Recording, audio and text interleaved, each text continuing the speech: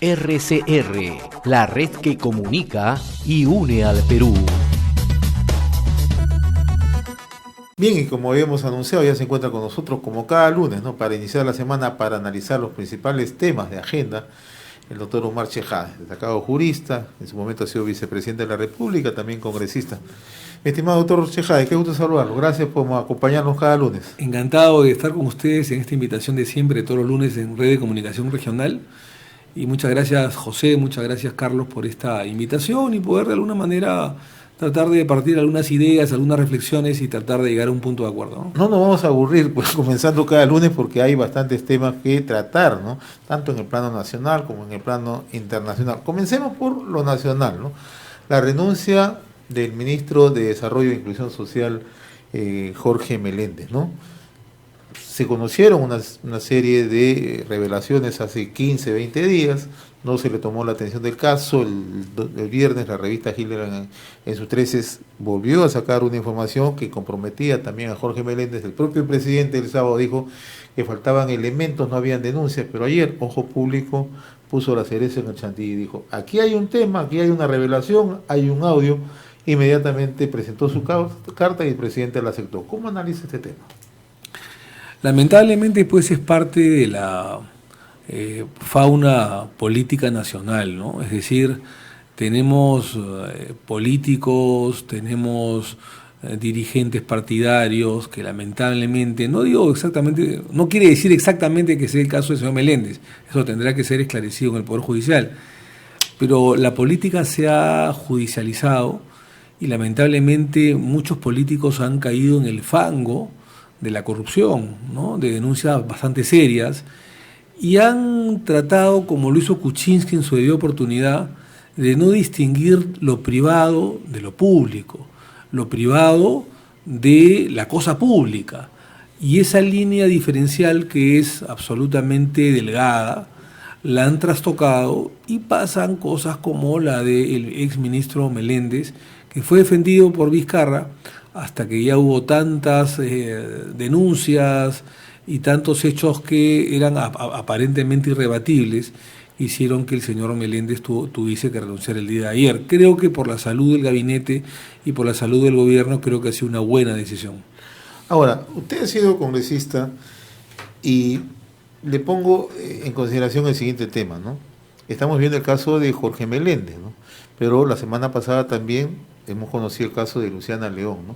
¿Hasta cuándo o hasta dónde puede dar la gestión de un congresista, uno, para gestionar intereses particulares, segundo, ¿no?, para verse envuelto en este tipo de hechos? El viernes pasado conversábamos acá con un analista en legislación municipal y gestión de gobiernos locales y me decía, no me sorprende porque yo he visto congresistas que mandan cartas o han enviado cartas a un conjunto de alcaldes del interior del país, del distrito más alejado. A veces uno ni se imagina que le envían por decirle a Paruro, a todos los alcaldes.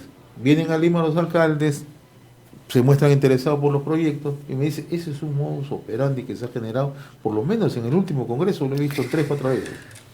Es interesante lo que dices porque sí se ha trastocado un poco el reglamento interno del Congreso, que tiene fuerza de ley. Solamente decir lo siguiente, yo lamento mucho lo de Luciana, ¿no?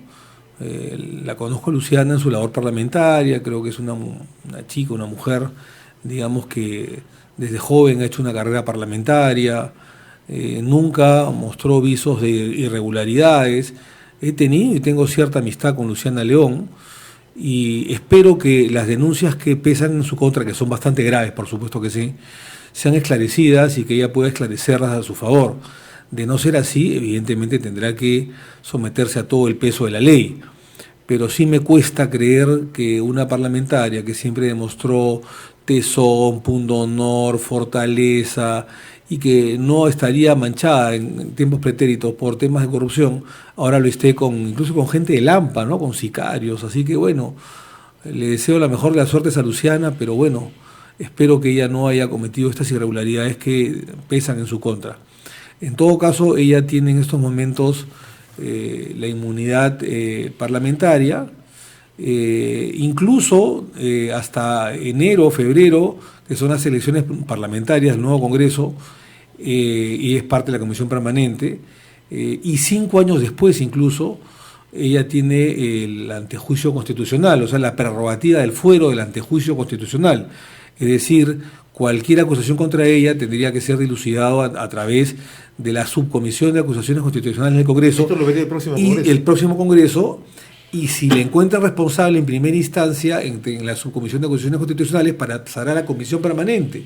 Y si esta segunda instancia le encuentra responsable, pasará al Pleno del Congreso de la República. Y si el Pleno del Congreso de la República vota evidentemente contra Luciana León por delitos comunes o delitos cometidos en función, en este caso, evidentemente pasará a la Fiscalía de la Nación y al Poder Judicial, y el panorama se le agravará. Evidentemente que el panorama ahorita para ella, lamentablemente, es bastante oscuro. Le deseo la mejor de las suertes, pero que si ella ha cometido alguna irregularidad tendrá pues que acarrear las sanciones que la justicia crea conveniente, que estén tipificadas en la ley, porque acá rige el derecho de igualdad. Acá no hay poder discriminación ni para los amigos ni para los enemigos. La ley es la ley, así sea dura. Ahora, esta prerrogativa que tiene en este caso la congresista León, ¿es aplicable a los congresistas que han dejado ya de ser parlamentarios por la disolución del Congreso? Sí, porque tienen ellos, siempre y cuando sean delitos de función. Ajá. Si son delitos de función, como aparentemente es este caso, el de la señora Luciana León, entonces tienen 5 años desde que dejan el Parlamento, comienzan a computarse los 5 años para que haya un antejuicio constitucional, no solamente para congresistas, sino también para ministros, para fiscales supremos, para vocales supremos y para el presidente de la República, incluso, que tienen 5 años para poder defenderse primero en el Congreso y luego ante el Poder Judicial. Es un antejuicio, una prerrogativa histórica que han tenido las constituciones políticas del Estado. Pero Carlos, José, me han preguntado lo importante, es sobre el tema de las funciones parlamentarias. Y en las funciones parlamentarias hay que ser bastante claro, el congresista de la República no solamente es legislador, no solamente es fiscalizador, sino también representa a la nación, que tal vez sea una de las 3 funciones más importantes que tiene. Entonces, a nuestro despacho, cuando yo era parlamentario, llegaban una serie de pedidos de alcaldes, de gobernadores, de alcaldes incluso distritales, de regidores, para que ayuden a su región los ministerios, fundamentalmente el Ministerio de Economía y Finanzas, y eso pasaba mucho por la Comisión de Presupuesto. Y el parlamentario, según la ley orgánica del Congreso de la República, que tiene rango de ley, está no solamente en el derecho, sino también en la obligación de ayudar y trasladar ese pedido que hacen los municipios o los gobernadores regionales a las entidades correspondientes. Eso no significa ningún lobby. Lo que significa es que en su labor de representación hacen una especie de puente con diferentes ministerios para que sean tomados en cuenta las diferentes regiones y los diferentes pueblos del país. Además, eso es algo legítimo y además justo. ¿Cuál es el problema? Cuando algunos congresistas le sacan la vuelta a la ley interna y hacen negociado con diferentes alcaldes o con diferentes gobernadores o regidores para tratar de sacar presupuesto y reciben un diezmo, un porcentaje o un dinero. Ahí es donde se delinque. Pero cuando esto no se hace, sino que se hace de la manera más transparente, se recibe el oficio por mesa de partes de manera regular, transparente, procedimental, y uno adjunta el oficio que le ha señalado, que le ha entregado, que le ha presentado un alcalde o un gobernador regional al congresista, y este lo envía al Ministerio de Economía y Finanzas, al de Cultura, al de Justicia, al del Interior o de lo que fuera, está dentro de los parámetros de las obligaciones y funciones que tiene el parlamentario de la República, ¿no? Ahora, evidentemente esa es parte de la prerrogativa, pero este miércoles, 30 de octubre, se cumplen 30 días, ¿no?, que se ha establecido y que estarían con esta prerrogativa muchos congresistas, que algunos de ellos están siendo vinculados a investigaciones, ¿no?, por delitos comunes, incluso. Eso quiere decir entonces que a partir del jueves 31 ya no tendrían esta prerrogativa, y por ese tipo de delitos que están vinculados a cuestiones de crimen común, entonces sí podrían ser enjuiciados y ya no bajo esta protección de la inmunidad parlamentaria. Si son crímenes comunes, vamos a suponer, Juan Pérez, no existe ningún congresista Juan Pérez, pero digamos que hay un congresista que se llame Juan Pérez, mata a una persona, es un delito común. Entonces no tiene ninguna inmunidad al respecto, ¿no es cierto? Porque no es un delito de función. Si un congresista apalea a su mujer o la desfigura, o viceversa, una mujer hace algo contra su marido, contra un familiar, o aborta, no es un delito de función, es un delito común y por lo tanto no tiene la prerrogativa de la inmunidad ni del antejuicio constitucional, no es aforado en ese aspecto. Pero si como en el caso de la señora Luciana León tiene una denuncia de delito de función, es decir, que aprovechando su cargo de parlamentaria pide dineros para sacar proyectos o partidas para determinados empresarios o municipalidades, evidentemente que eso significa que no solamente es un delito de función, sino que le acarrearía el beneficio, la prerrogativa de la inmunidad y sobre todo del antejuicio constitucional, ¿no? Vamos a otro tema, el tema internacional, ¿no? El caso Chile. Conversábamos la semana pasada con usted y en realidad todavía la protesta, la movilización no había adquirido toda la consistencia que hemos visto en las últimas 72 horas en Chile. Claro. Esta mañana, el presidente Piñera ya anunció 8 cambios en el gabinete, pero en medio de protestas frente al Palacio de la Moneda, ¿no? E incluso las primeras reacciones de la prensa chilena es que no solamente la gente le exige cambios en cuanto a figuras en el nuevo gabinete ministerial, sino cambios muy directos, ¿no? Y ya están apuntando sobre temas cómo se socializan los cambios económicos que ha tenido Chile, de manera muy puntual. El tema de las AFP está en la agenda, ya no solamente del sector de clase media en Chile, ¿no? Sino de la propia clase política. ¿Cómo está mirando el panorama en Chile? Mira, hay que reconocer que la clase política dirigente chilena, pero sobre todo los factores fácticos en la sociedad chilena participa mucho en la política, y en eso hay que ser bien sincero, nos llevan años luz la clase, no solamente política, sino la sociedad dirigente chilena, ¿no es cierto?, que se organizan, que tienen frentes democráticos, que tienen movimientos, que tienen capacidad de movilización. En el Perú de repente pasa algo parecido, y vamos a ver 500 personas de repente en el Parque Kennedy o 300 personas marchando por la avenida Bancay. Eso es todavía lamentable, estamos todavía nosotros en pañales, estamos creciendo y eso es algo en que hay que apostar por ese optimismo, pero nos falta mucho. En Chile suceden cosas de que se sube el pasaje 30 céntimos, que es lo que se ha subido, digamos, para hacer un parangón con el Perú, o 50 céntimos, y hay movilizaciones en las calles. Hay problemas en las AFPs, hay movilizaciones en las calles, pero no de 1.000 personas ni de 2.000, sino de 1.200.000 personas. El día de anteayer hemos visto en Santiago de Chile una movilización de 1.200.000 personas aproximadamente. En Valparaíso, donde queda el Congreso de la República de Chile, más de 700.000 personas, en Antofagasta 500.000 de personas. O sea, manifestaciones en serio que han puesto en jaque al gobierno de Piñera y han tenido que pedir que Piñera disculpas y cambiar parte de su gabinete. Pero si esto sigue así, que no te quepa la menor duda, José Carlos, que Piñera va a tener que renunciar, ¿no es cierto? Y ahí viene un problema de sucesión, porque a diferencia del Perú, en Chile no existe la figura del vicepresidente de la República. Estamos hablando de un posible adelanto de elecciones, entonces. Es una posibilidad, porque te comento que en Chile no hay vicepresidente de la República, y cuando el presidente de la República viaja al exterior, quien se hace cargo del despacho presidencial, no asume obviamente la presidencia, quien se hace cargo del despacho presidencial es el ministro del Interior. Por eso es que el Ministerio del Interior, sus oficinas están dentro del Palacio de la Moneda de Santiago de Chile, ¿no es cierto? Y siempre esto ha sido así. Hay otros países que tampoco existe la figura del vicepresidente, por ejemplo en México tampoco hay la figura del vicepresidente, y algunos otros países. La mayoría sí optamos por la fórmula vicepresidencial, que creo que es la mejor. Pero Chile está en un momento muy complicado socialmente, políticamente, económicamente. Ha habido un deterioro del Producto Bruto Interno en Chile, la gente lo está sintiendo, pero lo que es más importante, se ha visto que el contrato social en Chile entre las clases de derecha, las clases económicamente pudientes, con las menos pudientes, se ha roto. Entonces han utilizado esta pequeña alza de precios de los pasajes de transporte de 30, 50 centavos para hacer un parangón con la moneda peruana, para la gente salir a las calles y pedir la renuncia del gobierno, ¿no? Sí, es un detonante. O sea, cuando haces la comparación, por ejemplo, con lo que pasa en el Perú, aquí nos han clavado peajes, ¿no? Infame. de 5 soles y No simbólicamente ha dicho vamos a hacer una rebajita de 50 céntimos para que no se molesten, pero le sigo cobrando los 5.50.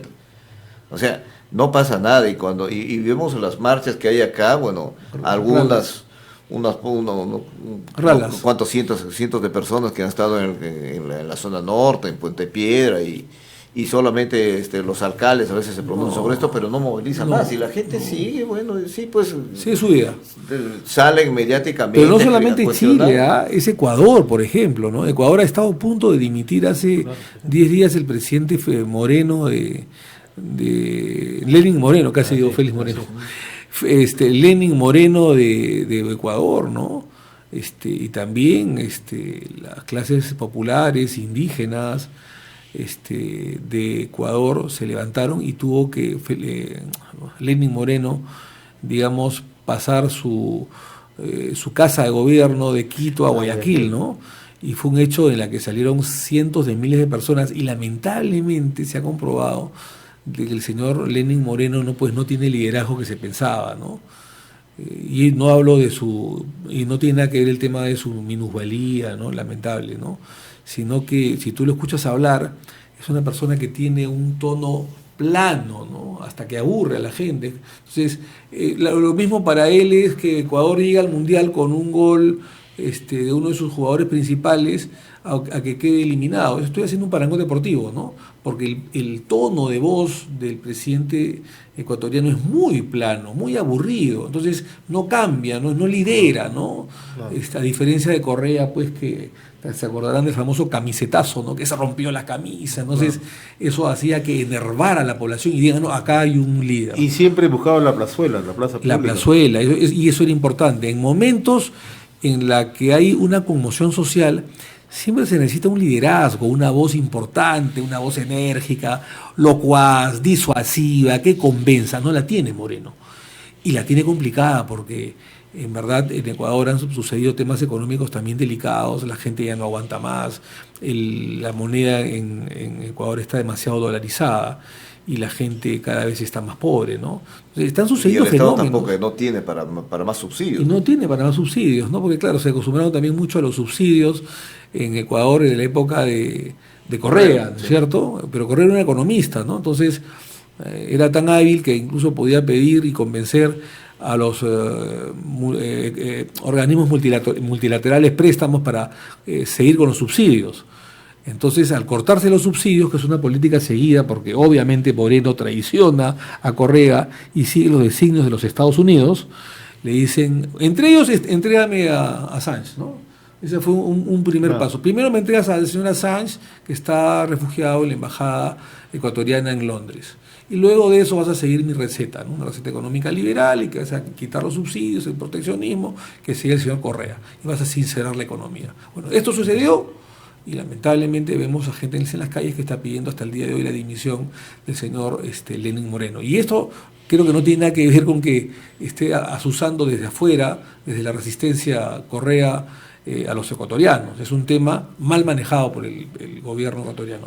Pero no solamente es Ecuador, no solamente Chile, ni qué decir de Venezuela. Fíjate lo que está sucediendo en Bolivia, ¿no? Donde hay aparentemente elecciones fraudulentas, pero yo siempre he dicho, ¿no? La elección fraudulenta normalmente no se realiza el mismo día con el anforazo, ¿no? El fraude se realiza en el proceso, ¿no? Claro. Es decir, siendo presidente de la República, te quito cámaras, le doy más al presidente de la República. Hago interpretar una norma. Tengo al Tribunal Constitucional de mi lado, al Poder Judicial, al Ministerio Público, a la televisión amarrada conmigo, hago obras públicas, tengo todo el aparato estatal, tengo desde un helicóptero hasta un avión que puede viajar por todo el país, y está en desventaja, evidentemente, cualquier opositor. Entonces, y como este señor Evo Morales solamente va a querer dejar de ser presidente muerto, o de acá a 20 o 30 años, entonces está haciendo lo que le da la gana, las famosas interpretaciones auténticas que hacía Fujimori, en que hay una ventanita, no, que me elegí con una constitución y no con la otra, y llegamos al TC, el TC está dominado. No. Esto pasa en países que lamentablemente los estados democráticos no están avanzados, ¿no? Pero bueno, Bolivia es otro problema, ¿no? Y muy cerca por los problemas. Ahora, si nosotros tenemos esas referencias aquí, vemos que uno de los grandes problemas, por ejemplo, en Chile ha sido el tema laboral, ¿no? El tema de las pensiones, el tema de las AFPs, ¿no? Y en Ecuador también igual, el tema de los subsidios, el tema del combustible y todo lo demás. Si nosotros miramos todo eso y le extrapolamos y lo traemos al país, ¿no? Y queremos mirar ese tema, a ver, ¿no? Vamos viendo qué políticas aplicamos aquí para que en realidad, porque acá también hay una sobrecarga en este momento, hay mucha queja, por ejemplo, de las AFPs, es un tremendo. Y es más, contrariamente a lo que se preveía, que bueno, vamos a empezar a hacer una reforma a las AFPs, una reforma laboral profunda que nos permite entonces oxigenar todo este tema, ¿no? de un sistema que la población siente que lo excluye. Entonces, escuchamos la vez pasada una información que, al contrario, se quiere incluso incrementar el aporte de las AFPs. Y la gran pregunta entonces es, ¿qué parte de todos los problemas que están sucediendo en Latinoamérica no han escuchado el empresario nacional? Mira, lo conversaba con José fuera de cámaras y fuera de micro. Yo creo que tiene que haber un pacto social con el empresariado a partir del 26 de enero del próximo año, que sean las elecciones, ¿no? Porque este congreso transitorio va a ser uno de los congresos más importantes que va a tener el país, ¿no? Y el tema de las AFPs habría que rebobinar, digamos, el cassette para ver o el disco para ver desde dónde comenzó este problema, ¿no? ¿Quién impuso las AFPs en el país? Si fueron positivas o no, si más ganaron los empresarios afepistas o más ganaron las personas que invirtieron su plata en las AFPs.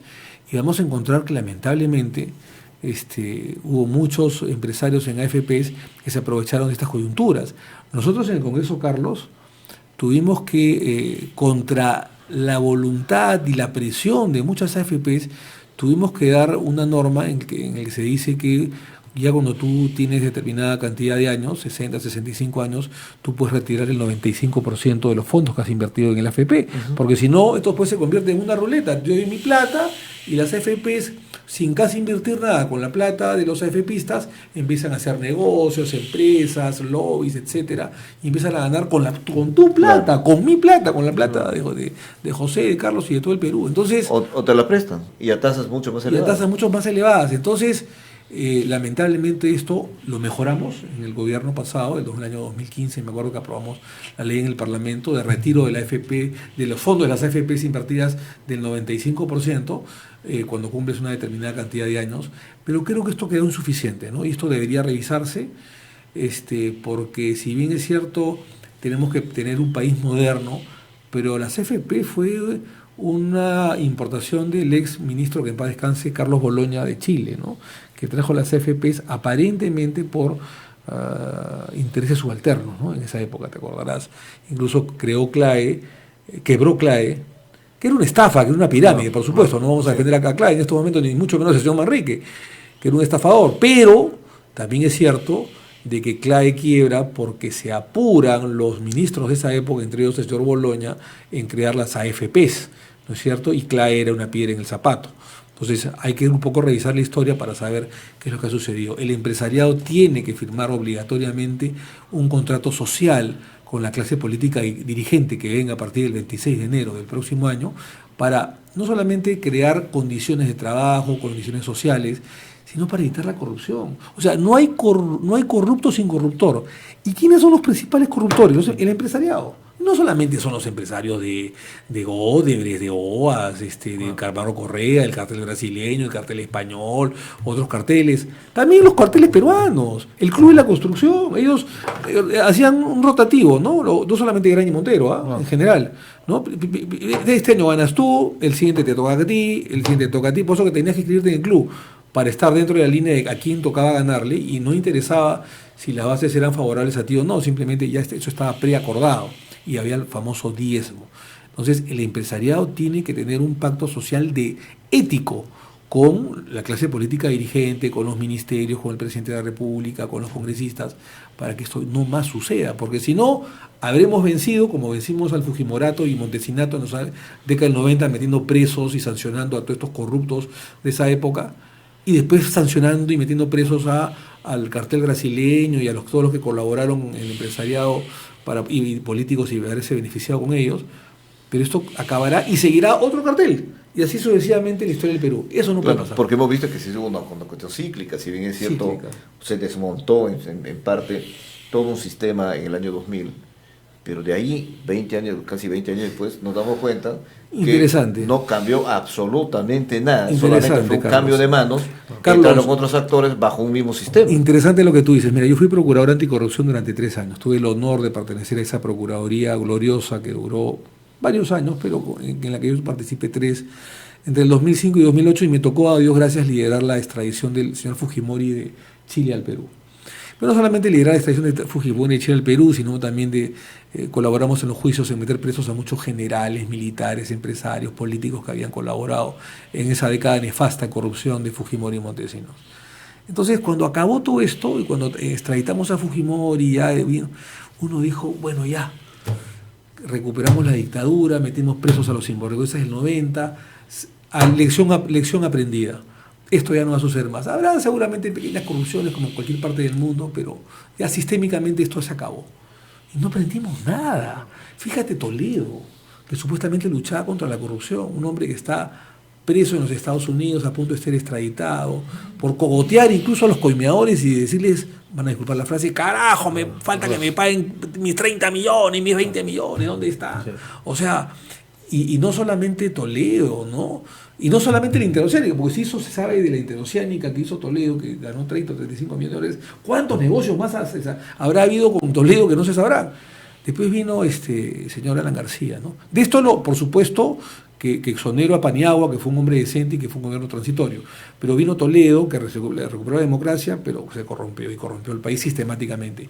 Vino García, y si no se suicidaba, hubiera estado empapelado hasta el fin de sus días en la cárcel. Él sabía que si no se suicidaba iba a estar preso hasta el último día de su vida y lo iban a condenar más de 20 años de prisión, y ya a los 70 que tenía salía a los 90 muerto, ¿no?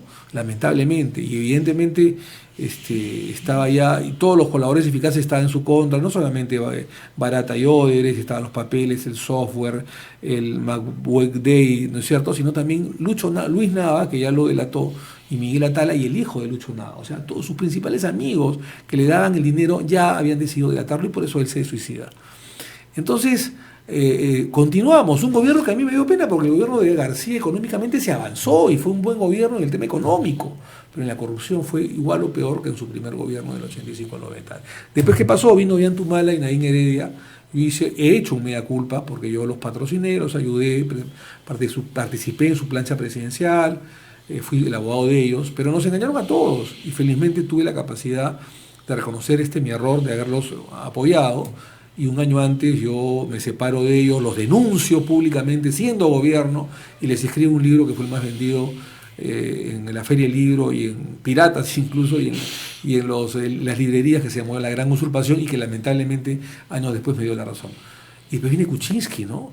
¿Acaso no sabíamos que Kuczynski era un lobista de décadas y lo elegimos solamente por el antifujimorismo que había?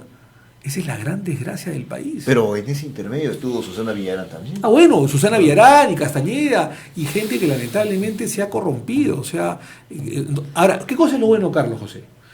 Yo viajé a México hace unos meses, y también a Colombia, y di unas conferencias denominadas El fin de las vacas sagradas. Entonces, claro, en el Perú nos ven como que somos tan corruptos como ellos, como los mexicanos, venezolanos, paraguayos, colombianos, etcétera, y brasileños.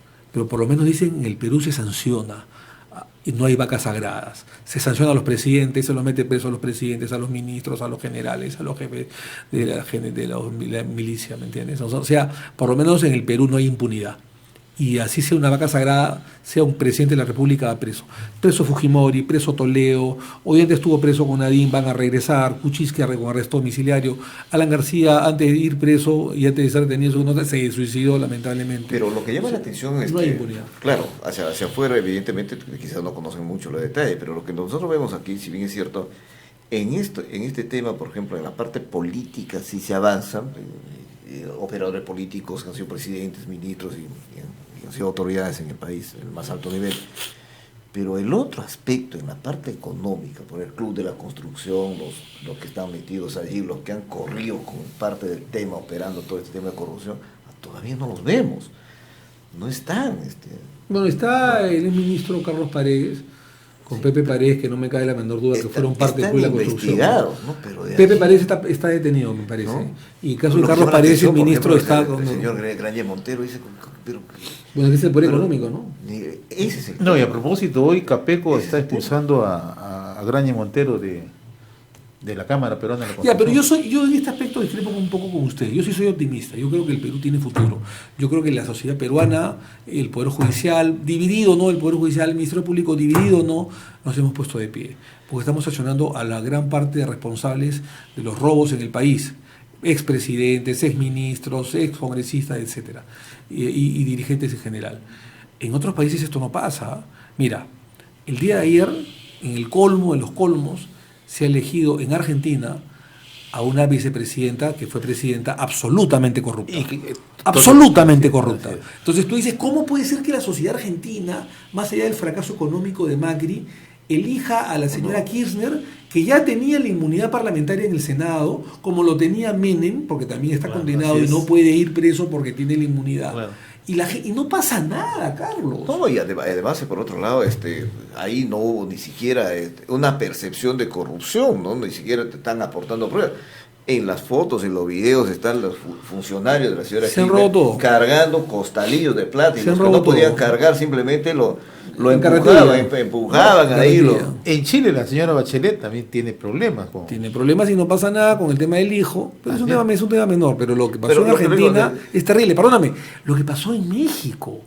O sea, tuvieron un presidente que se llamaba Carlos Salinas de Gortari, que no solamente le desfalcó al país, sino estaba comprometido en temas de homicidio con su hermano, que mató a gente de oposición. Incluso este famoso... cuando tenía controlado Pemex, ¿no? El empresa petrolero del Estado. Tenía un famoso candidato a la presidencia, Colosio. Así es. Que yo estoy seguro que fue matado, asesinado, a pesar que era el mismo partido del PRI, por la gente de Salinas de Gortari, porque se oponía a las ideas del presidente en funciones en ese momento, y el candidato a ser el nuevo presidente. Y Colosio fue asesinado, le metieron un balazo en la sien en pleno auto público de campaña. Y el señor Salinas de Gortari y su hermano están ahorita, digamos, viviendo de los millones de dólares que robaron. Pero no solamente nos vayamos a México, en Colombia, el expresidente Ernesto Samper recibió 4 millones de dólares del cártel de Cali, de los hermanos Rodríguez Orejuela, por el amor de Dios. ¿Y qué cosa es el señor? Y en el famoso proceso 8000 fue exonerado en el Congreso de la República, no le pasó nada, no estuvo un día ni siquiera en la comisaría, y el día de hoy es secretario de UNASUR, a pesar que Estados Unidos le canceló la visa porque el señor Samper no puede ir a los Estados Unidos. Eso fue una de las sanciones quizás aparentemente más drásticas que se tomó contra él. Claro, suspender la visa. Pero lo hizo Estados Unidos, no lo hizo Colombia. Claro, ¿no? Claro. Entonces estamos hablando de que, fíjate, en Colombia hay impunidad, en Chile hay impunidad, en Argentina hay impunidad, en México hay impunidad, y puedo seguir la lista, ¿no? En Centroamérica ni qué se diga, ¿no? Entonces, en el Perú por lo menos eso ya pasó. A ver, veamos.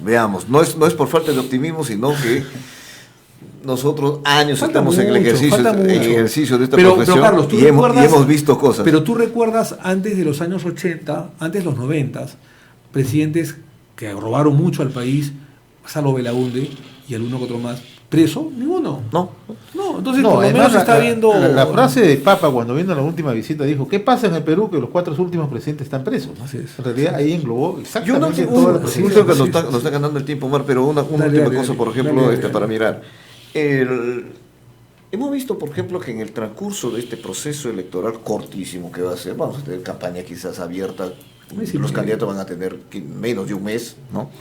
Y por eso es que algunos dicen que va a ser complicado para los nuevos movimientos políticos que están lanzándose a las nuevas coaliciones, a las alianzas con símbolos nuevos, no van a tener tiempo suficiente para posicionar quizás el símbolo que sea el punto de referencia de los electores. Pero eso se verá.